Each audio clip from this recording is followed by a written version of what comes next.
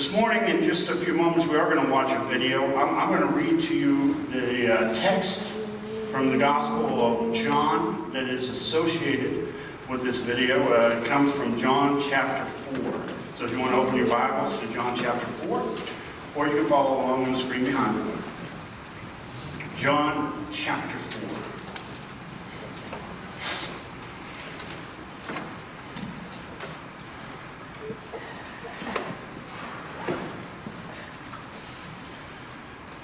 The Pharisees heard that Jesus was gaining and baptizing more disciples than John, although, in fact, it was not Jesus who baptized, but his disciples. When the Lord learned of this, he left Judea and went back once more to Galilee. Now, he had to go through Samaria. So he came to a town in Samaria called Sychar, near the plot of ground Jacob had given to his son Joseph. Jacob's well was there, and Jesus, tired as he was from the journey, sat down by the well. Now it was about the 6th hour. When a Samaritan woman came to draw water, Jesus said to her, "Will you give me a drink?" His disciples had gone into town to buy food. The Samaritan woman said to him, "You are a Jew, and I a Samaritan woman. How can you ask me for a drink?" For Jews do not associate with Samaritans. Jesus answered her, "If you knew the gift of God and who it is that asks you for a drink, you would have asked him, and he would have given you living water." "Sir," the woman said, "you have nothing to draw with, and the well is deep. Where can you get this living water? Are you greater than our father Jacob, who gave us the well and drank from it himself, as did also his sons and his flocks and herds?" Jesus answered, "Everyone who drinks this water will be thirsty again, but whoever drinks the water I give him will never thirst. Indeed, the water I give him will become in him a spring of water welling up to eternal life." The woman said to him, "Sir, give me this water, so that I won't get thirsty and have to keep coming here to draw water." He told her, "Go call your husband and come back." "I have no husband," she replied. Jesus said to her, "You are right when you say you have no husband. The fact is you have had 5 husbands, and the man you are with now is not your husband. What you have just said is quite true." "Sir," the woman said, I can see that you are a prophet. Our fathers worshipped on this mountain, but you Jews claim that the place where we worship must be in Jerusalem." Jesus declared, "Believe me, woman, a time is coming when you will worship the Father neither on this mountain nor in Jerusalem. You Samaritans worship what you do not know. We worship what we do know, for salvation is from the Jews. Yet a time is coming, and has now come, when the true worshipers will worship the Father in spirit and truth, for they are the kind of worshipers the Father seeks. God is spirit, and his worshipers must worship in spirit and in truth." The woman said, I know that Messiah called Christ is coming. When he comes, he will explain everything to us." Then Jesus declared, "I who speak to you am he." Just then the disciples returned and were surprised to find him talking with a woman. But no one asked, "What do you want?" or "Why are you talking with her?" Then, leaving her water jar, the woman went back to town and said to the people, "Come and see a man who told me everything I ever did. Could this be the Christ?" They came out of the town and they made their way forward towards him. Meanwhile, his disciples urged him, "Rabbi, eat something." But he said to them, "I have food to eat that you know nothing about." Then his disciples said to each other, "Could someone have brought him food?" "My food," said Jesus, "is doing the will of him who sent me and to finish his work. Do you not say 4 months more and then the harvest? I tell you, open your eyes and look at the fields. They are ripe for harvest. Even now the reaper draws his wages. Even now he harvests the crop for eternal life, so that the sower and the reaper may be glad together. Thus the saying, One sows and another reaps is true. I sent you to reap what you have not worked for. Others have done the hard work, and you have reaped the benefits of their labor. Many of the Samaritans from the town believed in him because of the woman's testimony. He told me everything I ever did. So when the Samaritans came to him, they urged him to stay with them. And he stayed 2 days. And because of his words, many more became believers. They said to the woman, "We no longer believe just because of what you said. Now we have heard for ourselves, and we know that this man really is the Savior of the world." May the Lord add his blessing to this reading and hearing of this holy word. Let us watch our video.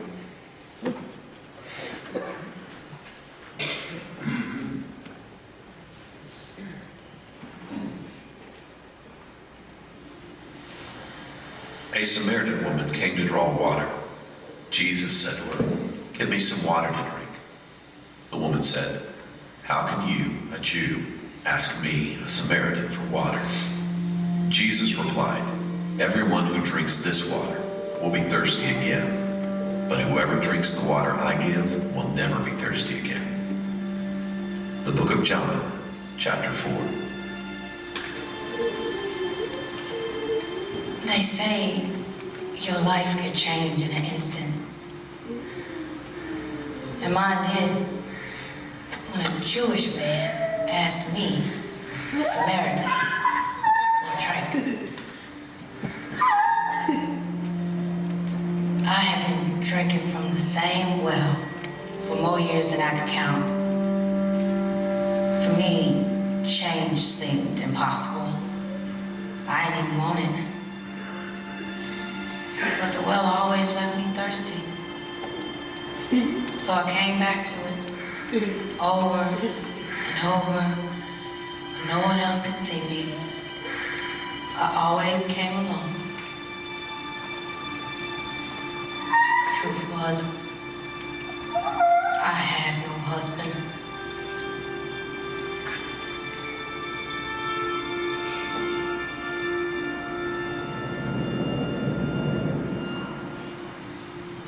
He told the truth, the real part of my life, the one I tried to hide, but he looked right through me and met me where I was. He wasn't ashamed of me. He wasn't angry. In my life, I thought I'd experienced love. I thought I was pretty good at finding it too. But I didn't even know what love was.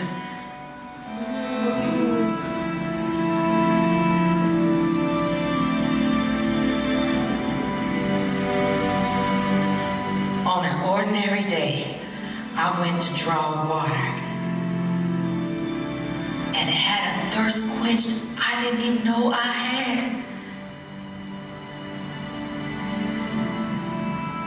I don't know if they'll believe me, but I gotta try. I gotta tell them I found the Messiah.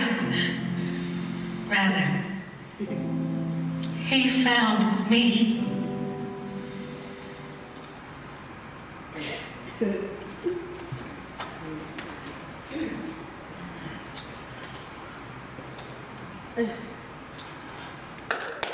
The message is entitled X Marks the Spot. X marks the spot. It's a relatively common phrase, right? You all heard that phrase before. It comes into play oftentimes when you're searching for like hidden pirate treasures, right? I mean, and who here is not out in search of a hidden pirate treasure, right? Well, for one woman, 2,000 years ago, a treasure beyond her wildest dreams was marked on a map. Marked on a map. And the X could be found on that map pointing to a location of great historical significance to God's people. Yet, because of cultural circumstances, because of family feuding, as well as, I don't know, you might call it racism, no one could have predicted or would have predicted that this is where the X would end up at. Not at this place, on this map, at this time. You see, the X on the map was found in Samaria, of all places. This is an area that the Jews would avoid, like they avoid the plague, if you will.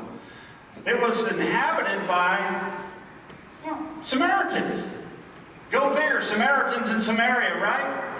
Now we read that the Pharisees had recognized that Jesus' ministry is taken off, it is growing, and so Jesus is going to avoid confrontation at this time. Confrontation is coming. He doesn't avoid it as a general rule, but the time wasn't right, so he is heading north to Galilee.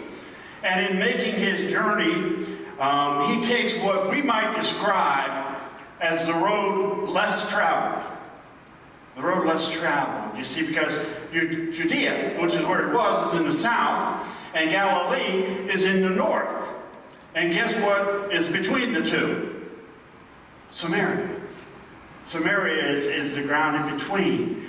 But there's another route that most Jews take, a much more common route. In order to avoid Samaria, and thus Samaritans, they would go this other route along the river. That way they could avoid these half-breed relatives of theirs. You see, Jews and Samaritans were like Hatfield and McCoys. They were like oil and water. They didn't mix. And this is what is the setting of this particular story. And so Jesus, he chooses the road less traveled, at least less traveled by the Jewish community. Jesus, well, X marks the spot. And this would be the spot of a divine encounter. That's what X marks the spot of. It says in verse number 4, it says, he had to pass through Samaria. Why did he have to pass through Samaria? Not because, as we've already established, not because there's not another route. Of course there's another route. It's not as if Jesus wasn't aware of the conflict between Samaritans and Jews. I don't think there was road construction or a detour going on here. No, he had to pass through Samaria to meet this troubled Samaritan woman. So that as the woman told us in our video, and by the way, Rebecca would have even done a much more brilliant job had she been acting it out, so that her life could be changed in an instant through this encounter. Because here's the thing. Although he's a Jew, Jesus, he loved everyone. And he had come that the lives of everyone might be changed in an instant. Now, to be sure, even the location is not a coincidence. Of course, nothing with God is a coincidence. There is no such thing. But that very spot that Jesus marks with an X had great significance to the Jewish community. It was here that Jacob purchased the first inhabitable property in the Promised Land. This is where Jacob himself lived. Ultimately, as our text tells us this morning, he deeds this property to his son Joseph. Joseph, you remember we talked about him in last week's message. He deeds the land to him, and this is where Joseph's bones are brought back to from Egypt and buried in. It was a landmark then. It's a landmark still today. It is a place of great significance where Jesus marks the spot. He knew exactly what he was doing when he placed this X on a map in Samaria. And so Jesus and his disciples arrived. And the disciples, they're off in search of McDonald's or whatever other fast food restaurant there was in the nearby city. And Jesus, he awaits this divine appointment. It's about noon. And he's waiting patiently next to the well. Why? Because this was the spot that Jesus had to go for a divine encounter with this woman. And now she arrives. The woman arrives. And even the time that she arrives speaks volumes about the woman. Because it's high noon. It's the hottest time of day. This is a time of day that nobody in their right mind went out and fetched water during. It was hot. It was terribly oppressive that time of day in this region. But this woman goes at noon. You might ask the question, why? Why would she go at noon? Well, it seems she is deliberately avoiding others. She doesn't want to come into contact with the other women of the community. Maybe she's grown weary of people whispering about her past, about her immoral lifestyle. I mean, that's what we do as humans, right? We tend to sometimes, we can be vicious. Sometimes we talk about people behind their back. And so for her, the heat of the day, what was a lot colder than the heat flowing like hot coals from the words of these women who might have approached her directly, face to face, and persecute her. But in any event, Jesus strikes up a conversation to which she is completely caught off guard. She's caught off guard. Because, after all, it's not every day that a Jewish man even acknowledges a Samaritan woman. As a matter of fact, it's like never. Okay, Jewish men just don't do that. It's not every day, it's never. And further, Jewish law, because if we follow the story as it goes along, Jesus seeking a drink of water from this woman. Well, Jewish law declared that Jesus drinking from a Samaritan water pot, that would have rendered him ceremonially unclean. Of course, when did that ever scare off Jesus, right? Right? I mean, there's a leper who needs healing, and he touches him. He comes in contact with somebody who has passed away. He touches him, brings him back to life. All these things would be declared unclean by the Pharisees and by Jewish law, but Jesus, water pot? That's nothing.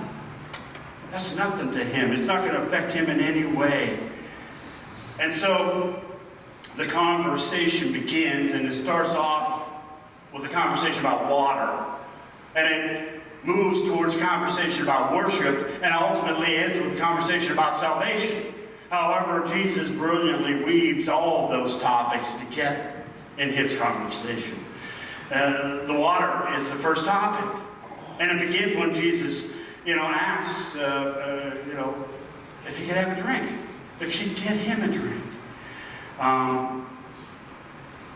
She says to him, you're asking me for a drink in essence? But Jesus then goes on to say, if you knew the one asking for water, he could give you living water. He could give you living water. Now, this totally confuses her. Totally confuses her. She says, you don't even have anything to draw water with from the well. How are you going to get living water? And let me tell you, she goes on to say, Jacob himself dug this well. He drank from it. His sons drank from it. His livestock drank from it. You don't think if there were better water around here to be found that he would have found it. And he would have drank it. His relatives would have drank it. And she's confused. Because she's thinking physical water. That's not what Jesus is talking about here. She is confused. She's thinking logically, probably the way most of us would think if somebody came to us and spoke of such a thing and we didn't know better. Because water, let's face it, it's a source of life. We all depend upon water. And living water, as people recognized it in that time, was running water. As in water from a stream, as in water from a river. It was considered cleaner. It was considered healthier. The fact of the matter was that if you had living water, it would make your life easier because you wouldn't have to fetch pails and cart it from one place to another, and it would make you healthier. It was a good, living water was a good thing. It was better. You see, Jacob's well was excellent. It was excellent for underground water, about 100 feet deep. But it was nothing compared to the constantly flowing living water. But again, she's confused. Because that's not what Jesus is talking about. She is thinking physically. Jesus is speaking metaphorically. He's talking about quenching a thirst that is within her, a thirst in her soul, the living water of God's salvation. That's what Jesus is talking about. I mean, dating back even to the Old Testament, the term living water was a metaphor for salvation that would come from the promised Messiah. She's confused. She has been for years, mind you. The confusion didn't start that day. She's been confused for some time, and that's what Jesus is about to point out to her. You've been confused for a long time. You've been drinking from false wells. False wells. You see, she had dug for herself her own cisterns, her own wells, to quench her inner thirst. She was looking for love in all the wrong places. This is what God would say through the prophet Jeremiah in chapter 2, verse number 13, when he said, "My people have committed two sins. They have forsaken me, the spring of living water, and have dug their own cisterns, broken cisterns that cannot hold water." Much like people today, she was confused.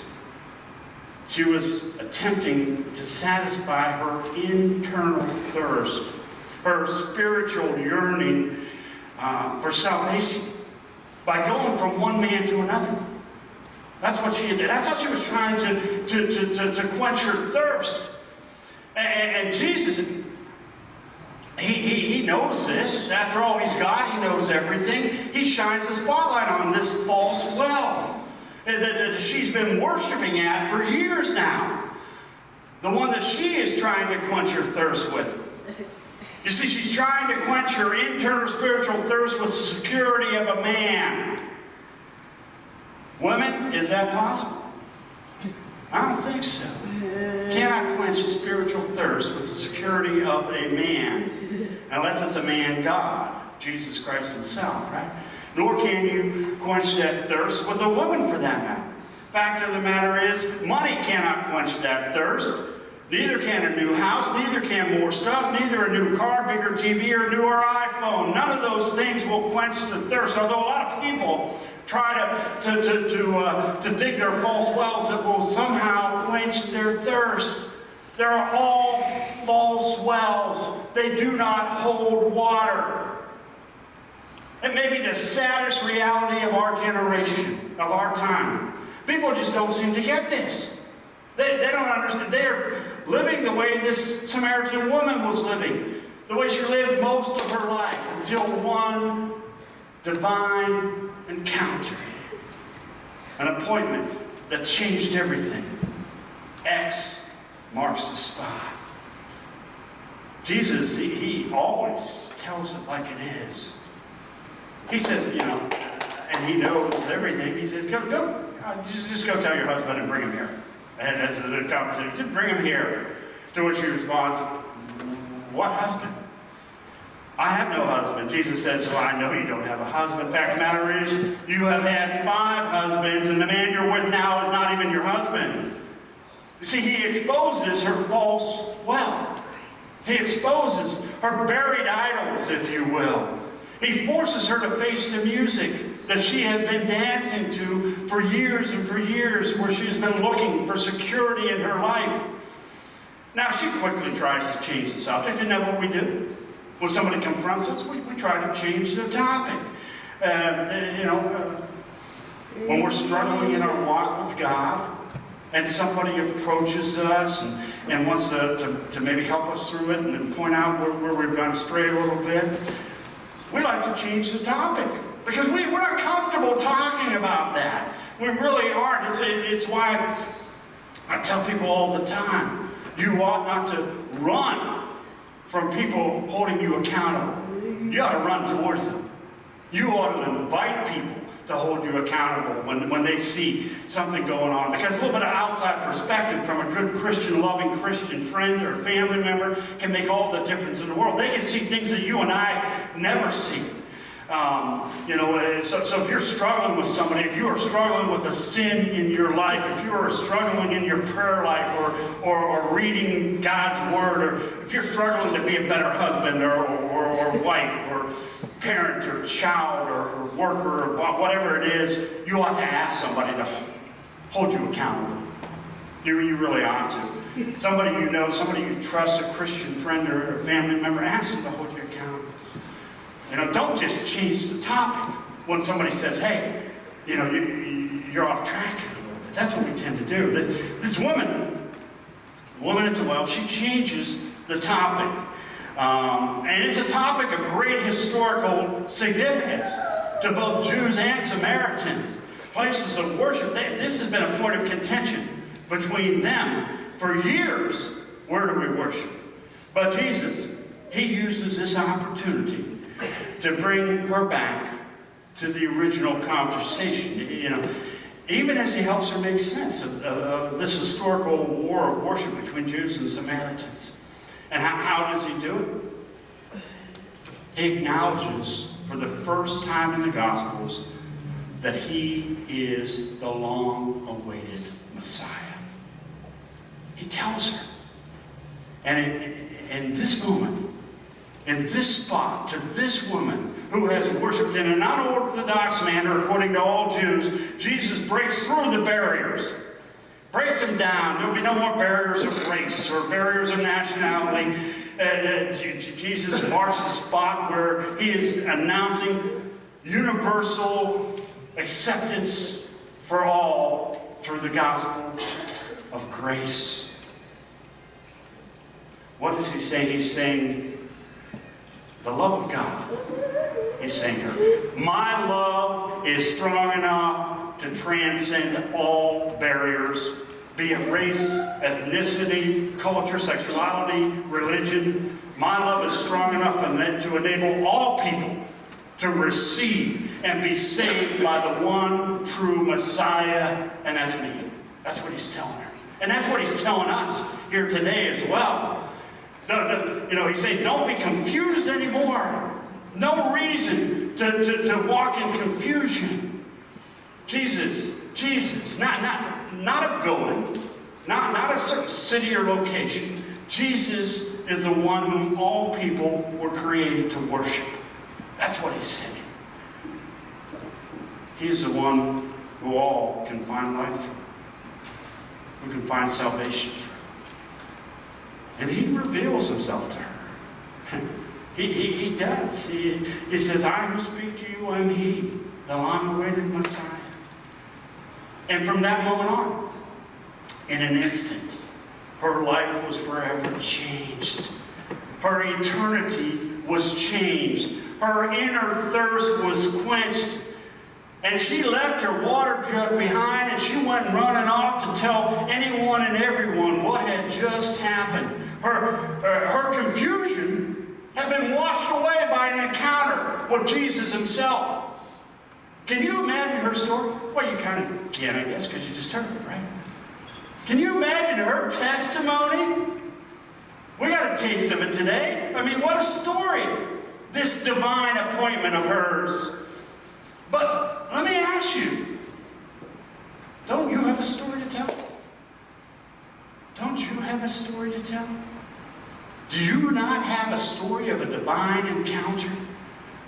A divine appointment where your life was changed in an instant? Maybe you and I, we need to leave our water jugs behind and we need to run and tell people about that. About what has happened to us. You know, because after all, this woman, she does this. And she goes and tells these other people who are confused, who've been drinking from these false wells, who have been worshiping their buried idols. And they have their own divine appointments. God blesses them. They believed as well. It's a powerful story. And when the disciples returned, they said, Jesus said to them, in the midst of a conversation about eating, he said, my food is to do the will of him who sent me and to finish his work. Don't you have a saying, it's still 4 months until harvest. I tell you, open your eyes, look at the fields. They are ripe for harvest. Look at the fields. They are ripe for harvest. X marks the spot. Others may have planted seeds. Maybe you're the seed planter. But God is calling you to divine appointments. Right here in this story, in the middle of the map, in the land between Judea and Galilee, the land that Jesus had to go through Samaria, because he was compelled to, that he might bring hope and salvation and reconciliation to this woman and to the middle of the map. Which compels me to ask the question, where are you compelled to go? Where are you compelled to go? What unlikely person do you have a divine appointment with? Because God is bringing those people into your daily schedule every day. I assure you, if you are praying and saying, God, give me the opportunity to share my story with others, God will bring those people into your life every single day. Where is God marking that X for you, that you might be used by him? Where you can tell your story, where you can tell about your encounter with Jesus, how you met him, how he changed your life in an instant forever. Maybe it's someone who's confused. Maybe somebody here today is confused. I don't know. Maybe God has marked an X right here this morning. Right here at First Baptist Monroeville. Maybe he's signifying your divine appointment today. Maybe you're hurting, maybe you're confused, maybe you're tired, trying to satisfy your inner yearning in all the wrong places. Through false wells, through boyfriends or girlfriends or money or stuff. Maybe you've been worshiping buried idols. It feels so empty. Why? Because only Jesus can satisfy. You feel empty because only he can satisfy. Only he can quench that thirst within you. I'm here to tell you, right now, right here, X marks the spot. He's here. He is here this morning. He is here and he is inviting you to come into, he's asking you to invite him to come into your life, and he'll come if you invite him. Just like that woman at the well. He doesn't come to condemn you. He meets you where you are because he loves you and because he came to save you if you only let him. If you only let him. He will quench that inner thirst that you've been trying to quench anywhere and everywhere. If you invite him into your life. You see, those of us who have a story to tell, he's calling us to tell it. And there's no better time, probably, than today to tell it. And people are receptive this time of year because Easter is just around the corner. He's going to bring people into your life. You need to be ready to tell your story. But for those who don't have a story to tell, he's saying, right now, I want to meet you today. Invite me into your life. And your life can be changed in an instant. Right now, I can change it. And so I'm going to invite you, if you have been confused, if you've been looking for the wrong place, I'm going to invite you to pray with me this morning, to invite him into your life and into your heart, because he's here. And X marks the spot. So let's bow our heads and let's pray. Father in heaven, we thank you for your love for us, that you loved us enough to come and live for us and to die for us. We've been confused far too often. We've searched for something to quench our thirst through false wells and buried idols. But no more, Jesus. Today, right here, right now, in this place, we invite you. I invite you to come into my life, to fill me with your Spirit, that I will be quenched forever, and it'll overflow, and I want to take it out to the world and to everybody else. Come into my life, Jesus. Meet me here. Meet me now. Change me forever. I pray this in your holy name. Amen.